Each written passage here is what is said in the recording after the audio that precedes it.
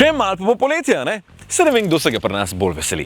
Matej, ki dela že plane za nove avanture, ker misli prevoziti ne vem kaj vse, ali Anže, ki misli z motorjem obdelati vse največje prelaze v Dolomitih, ali jaz, ki nameravam ležati na plaži z enim hladnim v desni roki.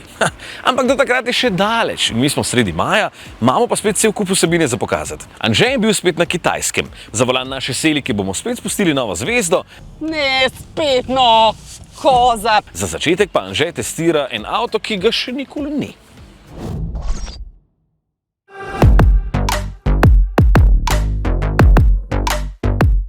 Včasih je bilo zelo enostavno, ko te je nekdo vprašal, kakšen avto bi bil zanj, ker si ga je večinoma že izbral in si potem samo potrdil, da je njegova izbira res dobra, pa je bil zadovoljen. Danes je pa na cestah tako veliko število avtomobilov, da je marsikdo med vami zmeden. Če mi smo včasih, ampak se zato pa imamo te avte na testu, a ne?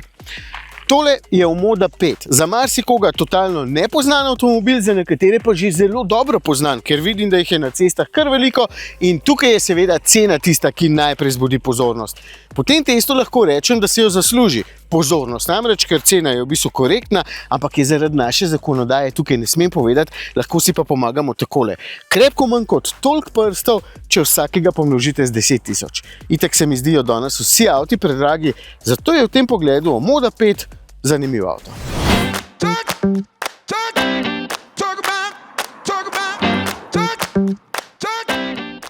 Sploh je zanimiv s tem hibridnim pogonom, ki mu Kitajci rečejo kar super hibrid.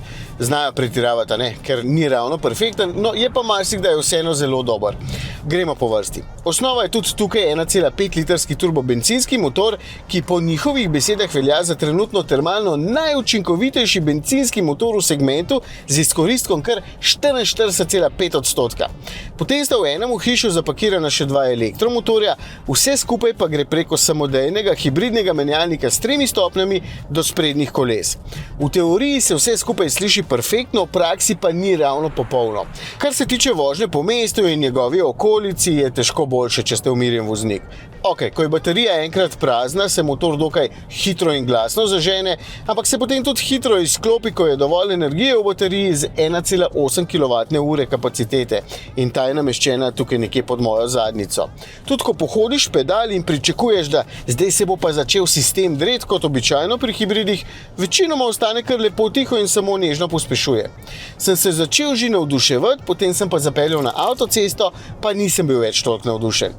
Do 120 km na uro je še v redu, potem pa postane ta konstanten zvok motorja za moja ušesa malo preveč glasen, plus sama zvočna izolacija ni najboljša in v bistvu je zato hrupa malenkost preveč. Seveda, takrat sistem deluje v vzporednem načinu, torej kolesi poganjata oba motorja, da je moči dovolj, pri manjših hitrostih pa je bencinski motor v bistvu samo generator elektrike. Tudi poraba me ni posebej navdušila. Če je vožnja povsod razen avtoceste, potem je dobrih 5 litrov, na avtocesti pa hitro okrog 7 oziroma 8, če se vozite na zgornjem limitu avtocestnih omejitev. Pa to mi tudi ni všeč, da kaže v bistvu porabo samo za zadnjih 50 km. Mislim, zakaj že, a mene zanima za celoten rezervoar goriva, ampak Kitajci očitno vejo, da za nas to ni pomembno. Tudi od vožnje ne pričakujte preveč. Podvozje je nastavljeno bolj na udobno, ampak dokaj glasno pri blaženju in včasih tudi deluje nekoliko neuglašeno. So pa to malenkosti, ki jih opazim jaz in sem verjetno krivičen, ker ga primerjam še enkrat dražjimi avtomobili. Ker včasih pozabljam, kaj vse dobiš tukaj za svoj denar. Yeah, we rock the party non-stop like this. Oprema je praktično popolna, sicer gre za umetno usnje, ampak sta sedeža precej lepa, pa prezračevana in ogrevana. Sonyjev audio sistem lepo špila, tudi DAB dobro deluje in klimatska naprava ravno tako z normalnimi temperaturami, kar je vse prej kot pravilo pri kitajskih avtih. Dizajn je modern, zaslonasta lepa in velika, pa lepo povezana in tudi upravljanje je v bistvu dokaj enostavno. Še celo nekaj pravih gumbov imam, evo tukaj le, tako da se človek na vse skupaj hitro navadi. Zunanja oblika je sicer stvar okusa, nekaterim je ta futuristična oblika všeč, drugim malo manj, ampak kabina vseeno skriva veliko prostora za potnike. Je pa prtljažnik nekoliko manjši, 360 litrov ima, zato je pa tukaj na zadnji klopi prostora res veliko in tudi dno na sredini je v bistvu ravno, zato je sploh kul. Zadovoljen sem tudi z izdelavo in izbranimi materiali, zato se moram vrniti na začetek, da potrdim, da v bistvu res dobiš veliko za svoj denar. Sicer ni vse perfektno, kot sem povedal glede motorja, porabe in voznih lastnosti, je pa dovolj dobro, da si zasluži vašo pozornost. Imamo ravno zdaj na testu JQ7, ki spada v isto firmo, ampak je pa čist drugačen avto. No, se že izgleda čist drugače. Pa je v redu? Ja, zdaj ga imamo ravno na testu, bo treba malo počakati. No, zdaj ga imamo na polnjenju, no, ta moment. No, pa se meni lahko poveš, ne? It's a witr, vse drugače. A ja, še kar pozabi. Kaj je novega na naših cestah? Nov je Peugeot 308, oziroma prenovljen. Meni se zdi mogoče bolj kot to, da ima nov odbijač, pa da je spredaj malo drugačen. Zanimivo, da je na voljo kot hibrid, bencinar, celo na elektriko in, ugibaj, Dizel? ja, tudi dizel. In oba sta na voljo, se pravi, kombi, limuzina in karavan. Spomladi pa je pripelje tudi prenovljeni 408, ki ga je Matej že videl v Bruslju. Ja, se to je podobna zgodba kot 308, v bistvu rahla prenova. Očitno je še vedno dovolj dober. No, mi da sta se zdaj že fajn ogrela, zdaj pa je na vrsti Matej, da spet zavrti volan, ki to ni. Zraven sebe bo imel še gosta, takoj zatem pa boste videli Anžeta, ki je bil tako impresioniran nad Kitajsko, da je mogel pripraviti še eno reportažo, ne? A je tako fajn? Meni je tam vedno fajn. Razen ta njihova neorganiziranost, ker se vedno nekam mudi, vedno ena nervoza, pol pa prideš na lokacijo in čakaš 15 minut, pa gledaš v luft. Samo 15 minut? Vsaj 15 minut.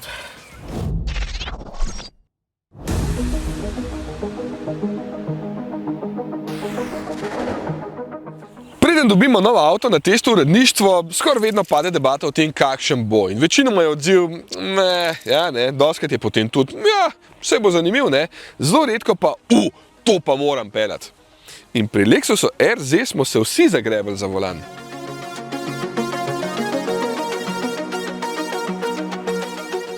Jep, za volanom, oziroma karkoli že to je. Lexus to imenuje One Motion Grip, ker dejansko v obe skrajni smeri ni več kot toliko zavrtljaja. To tudi pomeni, da nikoli ne bo potrebno preprijemati, oziroma se tudi ne boste mogli, ker vam bo nekaj zmanjkalo tukaj zgori. Vsaj meni se je to na začetku dogajalo, zdaj pa nima več nobenih težav, sem se v bistvu čisto takoj navadil. Prispevek o tem, kako tole deluje, smo že objavili, tokrat pa imam posebnega gosta, ki takšnega volana še ni držal v rokah.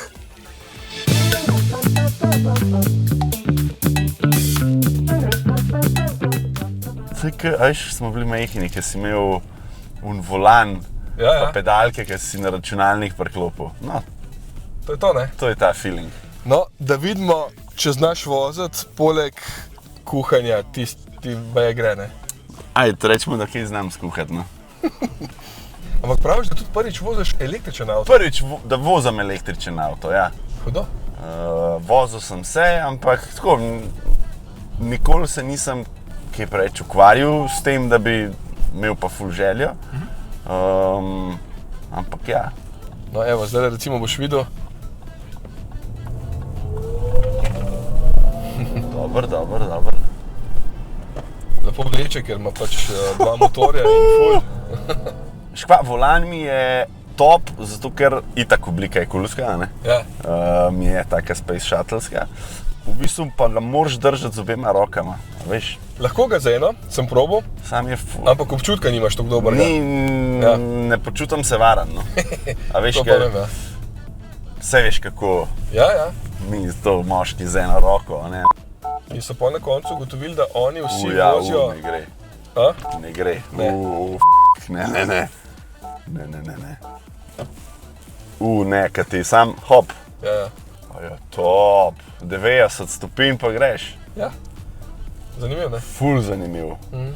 Drugač pa, a veš, kaj je namen recimo teh volanov, ne? Prvič, to je steer-by-wire, ne? Da je vse prek štroma, tukaj ni nobene mehanske povezave. Ja, na to mi je bilo najbolj fascinanten. Ja. In tukaj, če kaj crkne, ima še bypass, ne? Pomeni, da če bi ta prvi sistem crknil, ima pol še en elektromotor, pa ima pa kle še enega, samo toliko, da lahko volan sploh vrtiš. Posebej ima pa motorčke za kolesa, da jih obračajo, pa posebej ima motorček za tvoj občutek na volanu, kar je noro, ne? Kaj, upor, da ti da? Ja, da ti da upor, pa da ti proba preslikati malo kao foro, če recimo, ne vem, ti kolesa drsijo, da boš ti kao čutil, ker drugače, če ne, ni nič, ne? Ja, greš itak, ja. Ja. najbolj me je navdušilo to, zavijaš in on ve, koliko zavije in z 0 na 90, koliko ima pospeške. Ja. Da, navdušen sem, no? Res sem navdušen. Prej sem še polka sva prišla, še prtlažnik pogledal, ne bi rekel, da je to velik. Od odzunija, ne? Itak. Kira jed se ti zdi, da bi pasala k temu avtu?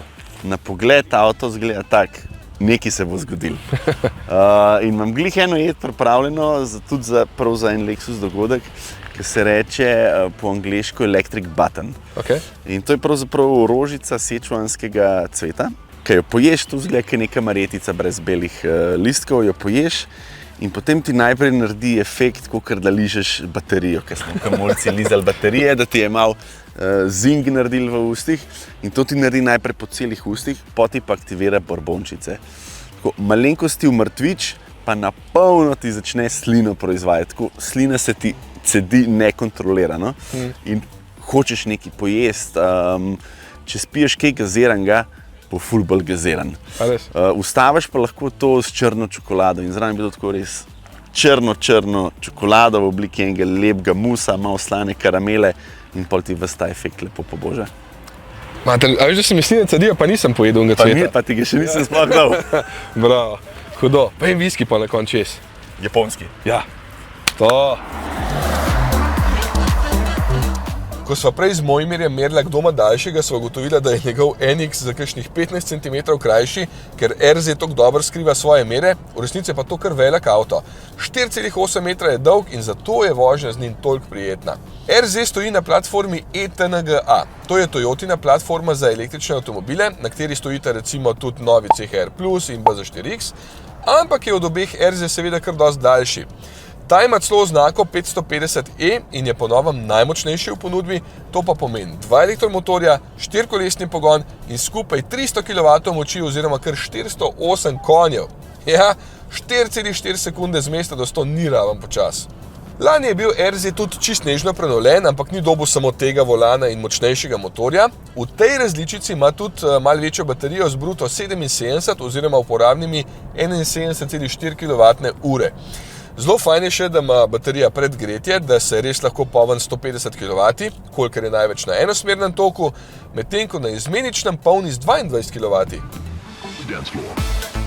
Najbolj pomembno pa je, da se res lepo in umirjeno pelje, kot vozniki Lexusa pričakujejo, in tukaj so Japonci res pokazali vse, kar znajo. Zdaj pa očitno res mogel avto še nekomu dati zaradi tega, ker imam že 3 neodgovorjene klice od Istoka. Očitno ga res matra.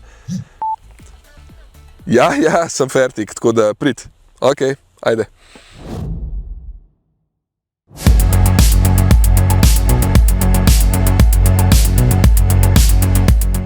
V naših oddajah vedno razlagamo, kako bogato avtomobilsko zgodovino imajo Kitajci in mi ni dal miru, zato sem šel pogledat, če jo imajo res. Sem v mestu Changchun z okrog 10 milijoni prebivalcev, kar pomeni za kitajske razmere srednje veliko mesto in tega lahko poimenujemo kar kitajski Detroit, ker je znano po močni avtomobilski industriji in tukaj v bistvu stoji tudi Hončeva tovarna.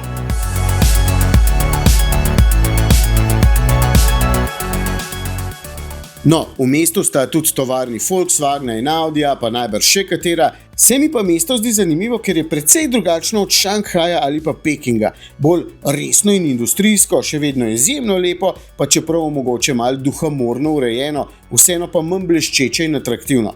Sicer pa velike stolpnice, precej bolj raznolika druščina avtomobilov najrazličnejših znamk na cestah, kar je v bistvu tudi drugače kot v prej omenjenih mestih. Ampak gremo nazaj, zgodovino iščemo. Obiski tovarn so po svoje vedno zanimivi, po drugi strani pa dolgočasni, ker največkrat znotraj ni dovoljeno snemanje in tudi teh nekaj posnetkov so pripravili pri njih. Zato na hitro lahko povem, da tovarna ni med največjimi na svetu, je pa svoja vrata odprla šele leta 2021 in je zato med najbolj sodobnimi. 54 sekund potrebujejo za izdelavo enega avtomobila in to pomeni, da jih letno izdelajo skoraj 250 000. Za varjenje skrbi 730 robotov in tega v nobeni fazi ne počne več človek, celotna tovarna ima v oblaku nekakšen digitalni dvojček, kjer računalniški sistemi v realnem času spremljajo vsak gib na liniji in predvidevajo napake ter optimizirajo porabo energije. In reciklirajo več kot 95% vode, zato ima status zelene tovarne. 当前红旗品牌的品牌价值，也是中国汽车乘用车品牌里面最高的啊。我们在25年的调研也达到了也突破了1400亿人民币这样的水平。我们下一步会在今年会快速的推出涵盖左舵、右舵，包括电动PHEV 多款新车的这个投放，还会在明年到后年陆续推出10款以上的，包括下一步我们还会在海外的市场进行快速的发展和突破。首先第一个就是在产品方面，我们坚定的把燃油车叫 ICE， 把混动技术包括 PHEV， 包括 Plug-in 以及增程的 RE-EV。 第二个方面呢，我想就是我们红旗品牌非常重视西方文化与东方文化的一些融合，无论是在汽车的整体的造型姿态上，还是在我们的一些颜色选择上，我们其实都能够讲出很多中国的独特的故事，以及我们中西方文化融合的故事。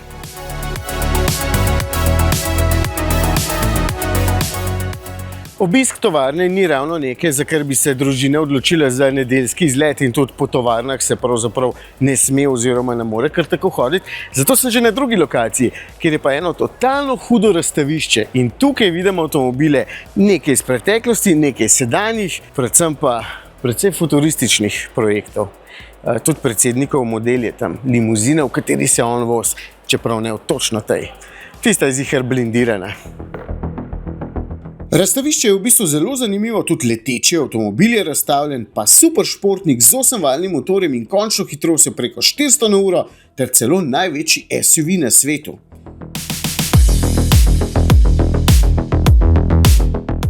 Tamle zadaj že lahko vidite limuzino, v kakršni vozijo kitajskega predsednika, no tole je pa menda največji SUV na svetu. Berem podatke, da je dolg 5,70 m. Jaz ne bom trdil, da je res največji, to pravijo oni, je pa vsekakor gromozanski in to vozilo vedno služi, kadar vozijo naokrog predsednika v limuzini kot neko zaščitniško vozilo ali pa kadar imajo kakšne pomembne goste iz tujine. 3,30 m je dostna razdalja, podatkov o motorju ne znam prebrati, vidim, da vidim bencinski motor, pa prej kitajski kolega, tisti, ki me ves čas nadzoruje, je rekel, da to pa je ta prav avto za desce. Ta je njemu najbolj všeč.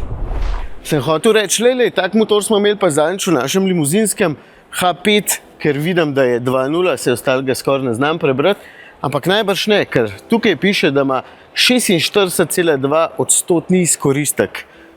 Predvidevam, da to piše si, kaj bi pa lahko bilo drugega, ampak mogoče še bolj impresiven talec. 48,8. No, se da tudi pri bencinskih motorjih še povečevati izkoristke pa jih optimizirati. Skratka, veliko zanimivih stvari in seveda tudi limuzina, v kakršni se vozi kitajski predsednik. Totalno mi je všeč retro izgled, je pa seveda to izjemno moderen avtomobil. Moram preizkusiti, če za kitajskega predsednika dober je, zame najbrž tudi. Ful udoben. Če bi vi videli, kakšen dan bova midva in Luka, v bistvu zdaj smo spet nekje drugje, vmes smo videli 2 nova avtomobila, ampak ju nisem posnel in ne morem pokazati, ker je bilo snemanje prepovedano. Zdaj smo pa že na Hončevi testni stezi, kjer je pa tudi snemanje zelo omejeno. Avta, ki se bo ravnokar peljal mimo nas, recimo ne smeva posneti. Lahko pa pokaževa tega, v katerem sedim. V bistvu niti ne vem, v katerem avtu sedim. Lahko pa povem, da je zelo udoben takole na mestu, sicer ne vem, zakaj imam volan na desni strani, ker Kitajci vozijo čisto normalno. Imam pa YouTube in sem našel že, evo, volan. Lahko tecajt, kakšno stvar pogledam. Pa v bistvu predvsem čakam, da pride gospod, ki me bo spremljal. Aha, zdaj bo mogoče pa šel. Evo ga.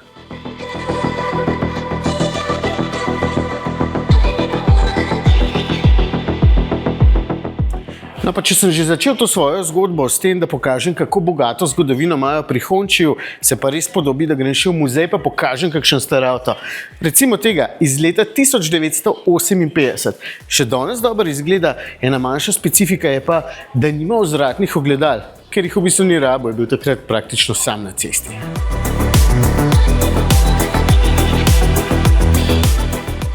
Ta je tudi zelo poseben in na tega so v tem muzeju še posebej ponosni. Iz leta 1972, v njem se je vozil pa predsednik Mao Tse-tung, zato je tudi neprebojen. V 50-ih letih so torej Kitajci začeli svojo avtomobilsko industrijo, najprej seveda z idejami, ki so jih nabrali od vse povsod, nekaj od Sovjetske zveze, nekaj iz Amerike, marsičesa so se naučili tudi pri evropskih znankah, sedaj pa imajo v veliko pogledih celo več znanja od vseh naštetih in v bistvu pišejo svojo zgodovino.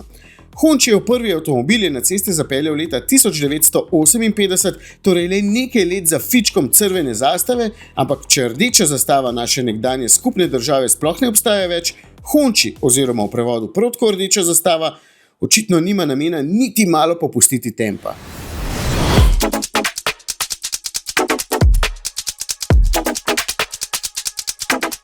Preden sem se usedel na letalo in poletel domov, sem skočil še v glavno stavbo podjetja BAIK, kjer imajo takšno sobo, v kateri lepo prikazujejo, kaj vse izdelujejo.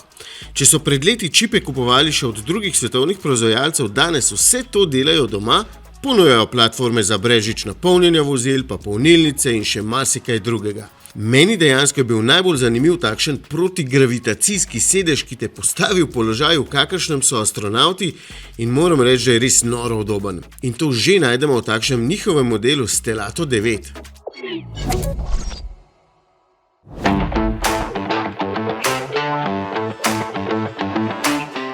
Zdaj razumem, kako so naši avtomobilski testi za marsikoga med vami lahko zelo koristni. Ko sem se že lansko leto nekako odločil, da bi imel takšno Hondo ADV 350, sem na internetu prebral in pregledal čisto vse teste. Vse me je zanimalo. Poraba, zanesljivost, hitrost, udobje, res vse. Na večino svojih vprašanj sem našel odgovore, no potem sem imel pa še to srečo, da sem lansko leto lahko takšen skuter preizkusil tudi sam in si v bistvu odgovoril tudi na tiste stvari, ki jih pa na internetu ni bilo. In zdaj vse to lahko povem tudi vam, če je slučajno vmes kdo, ki ga tole matra. Če iščete skuter, ki izgleda malo bolj robustno, je ponudba precej velika. Celo pri Hondi imajo dva, ta je manjši, no potem je pa na voljo še ADV 750, tudi tega smo pokazali že lansko leto v oddaji, čeprav tisto ni več skuter, ampak motor, ki se dela, da je skuter. ADV pomeni Adventure, čeprav to oznako jemljite malo z rezervo, za kakšen makadam, ja, ni pa to Afrika Twin. Pravzaprav, si bom sposodil besede mnogo boljšega motorista od mene, ki je rekel, da tale za 50% cene zna narediti 90% tega, kar zna ADV 750, kar totalno držijo. To sicer ne pomeni, da je močnejši, povsem nepotreben, pove pa veliko o tem, kako super je že tale. Pri prostoru je pravzaprav še boljši. Evo, tukaj pod sedežem imam 48 litrov prostora, kar je dovolj za dve pravi čeladi ali pa eno čelado, pa kup ostale robe. Evo. Sam imam potem še 50-litrski kovček, tukaj le zadaj, tale je Hondin originalni in mi je totalno všeč že zato, ker se zaklene skupaj z motorjem. Pravzaprav, ko se jaz s ključem v žepu odstranil od motorja, sta zaklenena naenkrat oba. Obstajajo cenejše alternative, ampak ta je meni všeč že samo zaradi te funkcije in tudi upraviči nekoliko višjo ceno zaradi tega. Preden se preoblečem in se gremo peljati, prva od dveh stvari, ki sem jo moral preveriti kar sam. Najprej višina motorja. Evo, pri mojih 168 cm višine sem z nogami na tleh takole. Zdaj, sama višina sedeža je 795 mm, kar ni posebej veliko, so pa sedeži skuterjev nekoliko širši in potem nogam hitreje zmanjka dolžine. ADV 750 je še 2 cm pa pol višji, kar pomeni, da je zame že skoraj previsok. Med vožnjo sicer ni težav, ko ga je treba pa na mestu takole recimo potisniti malo naprej ali pa nazaj, no sem se pa pri tistem kar malo matral. Tukaj gre bistveno lažje, tudi zato, no, ker je tale skuter 50 kg lažji in se fejst pozna.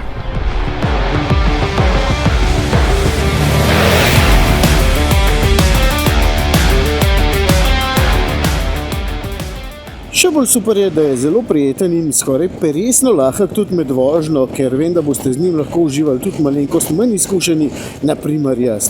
Zato je to sploh super. Seveda večji kolesi pri močnejšem modelu lepše pobirata neravnine, ampak se mi tudi tukaj zdi blaženje odlično. Redko katera luknja me grdo strese, je pa nasploh blaženje malo bolj na čvrsti strani, zato da se lažje potem skuter spopade s kakšnim makadamčkom. Zadnji blažilniki so nastavljivi, ker je fino, kadar boste na motorju 2, v tem primeru še posebej potem priporočam kovček, da se sovoznik oziroma sovoznica lahko na kovček nasloni. Slabosti? Skoraj da jih ni. Nekaj več vetra je pri kolenih, zato sem jaz doplačal za dodatni vetrni zaščiti in pa če ste res zelo visoki, vam bo tudi ta sprednja vetrna zaščita mogoče premalo, meni se zdi super. Mogoče je slabost lahko tudi to, in to je druga stvar, ki me je zanimala, da se 140 km/h po avtocesti prav dolgo ne boste peljali, čeprav skuter to zmore, pri kakšnih 120 na uro je pa tako prijeten, da se lahko peljete do Dunaja, pa ne bo težav. Verjamem pa, da se boste kot z vsakim motorjem raje peljali po navadnih cestah. In tukaj lahko povem, da je z lahkoto dovolj hiter, da sledi prometu oziroma pravzaprav je hitrejši od prometa lahko večino časa, z mesta se do kakšnih 70 km/h dobesedno izstreli.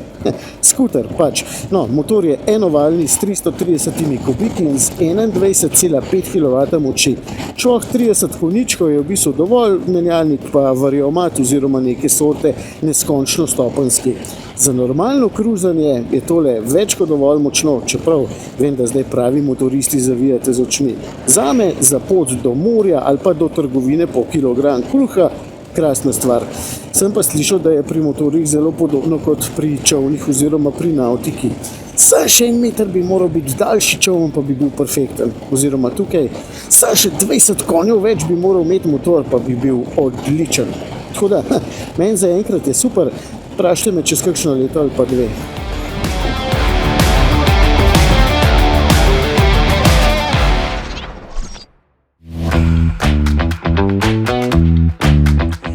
Tole je znak 3118, pomeni pa bližino mesta ali mesto, kjer je polnilna postaja za polnjenje električnih avtomobilov. Vem, da vi to veste, ampak marsikdo pa tega še vedno ne ve in pol tule parkira avto s klasičnim motorjem, da ne moremo polniti električnih vozil, ko to nujno potrebujemo. Sem slišal že toliko neumnih izgovorov, pa tudi grdih besed, ko sem vprašal, zakaj je tukaj nekdo parkiral, da sem se že naveličal. Ampak dejstvo ostaja, da lahko tukaj parkirate samo električna vozila, pa še to samo takrat, ko jih polnite. Pol pa spet vidim cel kup voznikov, ki tukaj parkirajo električne avte, ko jih ne polnijo, ker mislijo, da je ta prostor rezerviran za električna vozila. Eni parkirajo celo hibride. Znak se pogosto uporablja v kombinaciji s stalno označbo na vozišču 5354, ki pomeni parkirišče rezervirano za polnjenje električnih vozil. In postavitev znaka 3118 pomeni izrecno prepoved parkiranja vozil, ki nimajo električnega pogona. Vem, da zdaj nisem spremenil sveta in da se bom še naprej jezil na vse tiste, ki tukaj parkirajo, ko ne polnijo. Ampak vi zdaj točno veste, kaj pomenita ta znak in ta označba.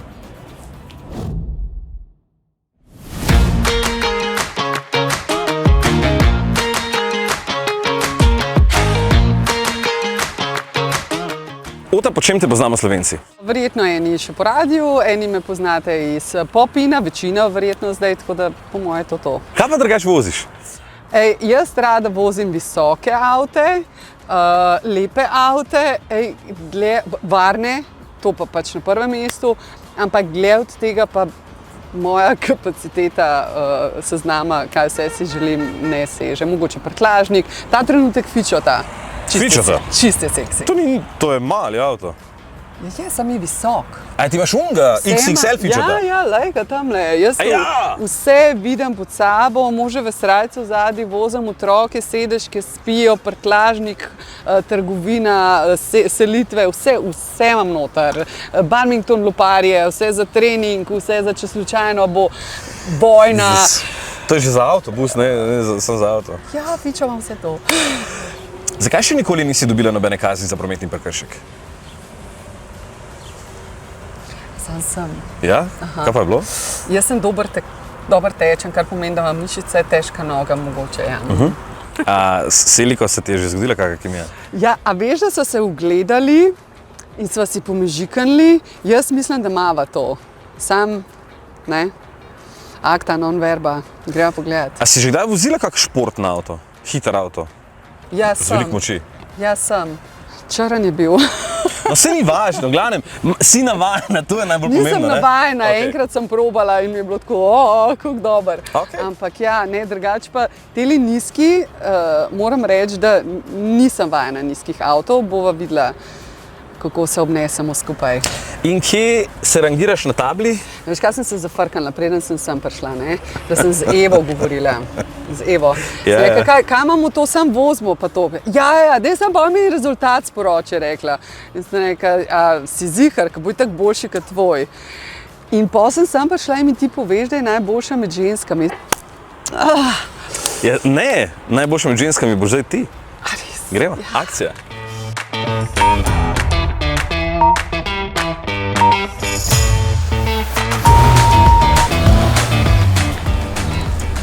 Ne, pet, ljubčka, ne. Zakaj že pa ta prva?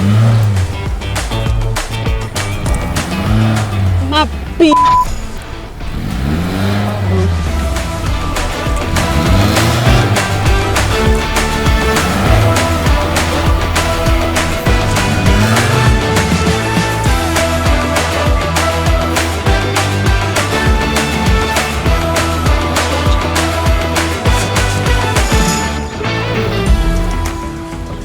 Šlopčka. Šlopčka.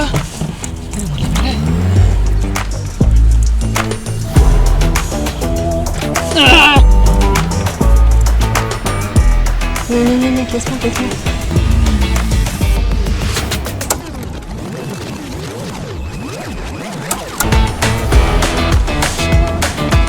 Da se pa naštejme. Greva lokirat. Nula. Pa to.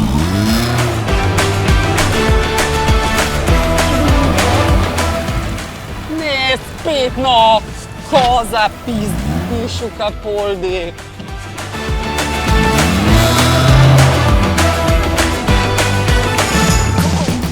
Ne, Gre. gre.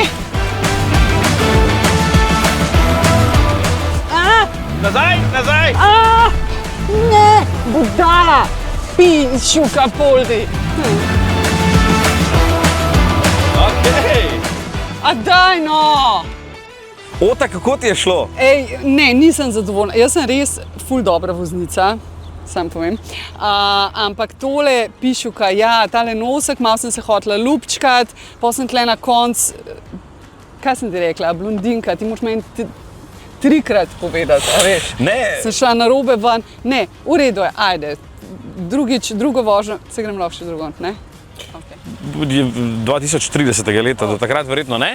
Ampak, drugače, kakšni so bili občutki noter v avtu? Top je, ful je dober. Luškana je, ful je luškana, taka gospa z dušo. Kaj pa lučke? Ej, a veš kaj manjka? Edin kar manjka, da bi lahko ona pomižikana. Se to so pol kot crkne ena, veš. Ja. Drugač pa čas, kaj misliš, kje si pristala? Z enim si se košvala, enega si podrla? Ne? Ja, to me je nesel po moje. To je 15 sekund? Mislim, tako, moj cilj je bil spoštovana kolegica športne redakcije, ne? Ja. Itak bom ta premagala, Vojlaj, bom, res. Okay. Ampak evo, če Alja mi je tudi en tak izziv, no, ker je taka gajsna. Če z ženskami tekmujem, ne? Dobro. Razkrijemo. Deva. 0235 63. A dej. Si ne moreš misliti, ne? Ker v avtu se ti zdi, da je bolj dinamično vse skupaj. Ej, se nova povedala tega. Kje je to zdaj izbrišemo? Rekla, ja, valjda. Zdaj še izginjava iz A dej koliko bi... digitalnih formatov. Ne, tle se pa ne bi uvrstila. Tle se pa ne bi. Ja, ker Tlele notri- bi šla. Ja, lej, to je to. Hvala ti. 2,30. 2,35, 63. 15 Okay. sekund, prej je bilo 2,20. Ne, 2030. A ja, ja, spet se to je 3 dobimo. leta pa pol. A, se to je hiter, ne? Zmenen, Ja. to je hiter. Pol se veš, tle bom. In pol na konc za f***nam. Koliko imam? Dobro imaš. Koliko imam? V redu je. Nimam božka Ivane. Sem Evo, a sem vsaj tajo, Aljo. Ajde, Aljo. Tajo itak sem. Aljo. Naslednji teden se bo nova zvezda naloge lotila malo bolj strateško, zato ker pač obvlada šah in ve, da je vsako potezo treba dobro premisliti, preden jo narediš. Ni tako kot jaz, ko najprej skočim pa pol preverim, kako globoka je voda. V naslednji oddaji boste videli en čist nov avto, ki ima v imenu Čarovnik in bog vetra. Obenem bomo uvozili en Racehood avto in prvič vozili Toyota BZ4X Touring.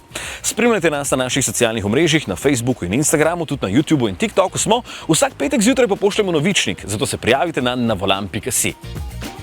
Se vidimo!